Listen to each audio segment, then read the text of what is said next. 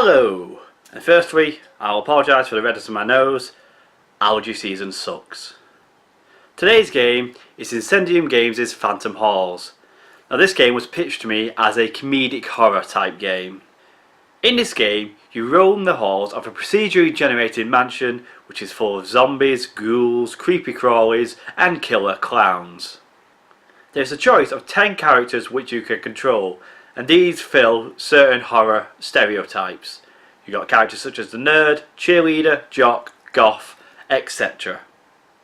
Each character has their own backstory to why they're in the mansion and their own goals for you to achieve. As a brief example, the cheerleader is there to meet their Tinder date. And for any Evil Dead fans out there, Ash Williams is a fully licensed character complete with broomstick and chainsaw.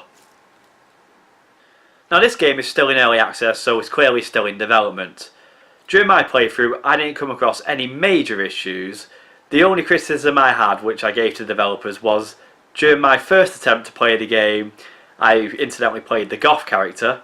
I ran out of ammo within the first room fighting zombies, and then the random pickups didn't give me anything that I could use as a weapon or any new ammo, and I quickly got overrun by zombies and other monsters and died very quickly.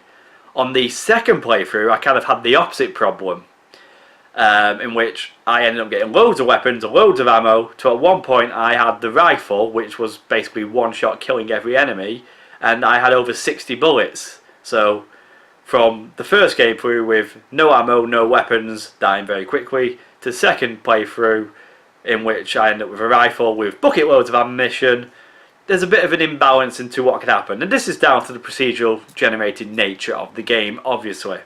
The developer I spoke to did tell me that they're working on this to try and balance out the random nature of the placement of the weapons to make it so it's not, completely unfair, but there is still a challenging element. So we'll see how that develops. The last thing I want to touch on is the soundtrack. Now I thought the soundtrack to this game was superb. It perfectly captured the type of atmosphere that they wanted for this game. The atmospheric music and the sound effects perfectly complement the art style. This was the first game which I actually put on both headsets whilst I was at Reds, just so I could fully immerse myself in it because it was that good. And this happens to be the first game that I bought after my trip to Res, and I've played it a few times and I've been really enjoying it.